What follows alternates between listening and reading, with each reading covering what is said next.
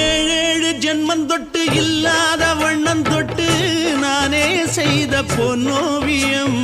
வாழ்நாளில் இன்பம் தந்து ஆனந்தம் கொண்டு வந்து வாழ்வோம் என்ற வாழ்த்தும் சொல்லும்.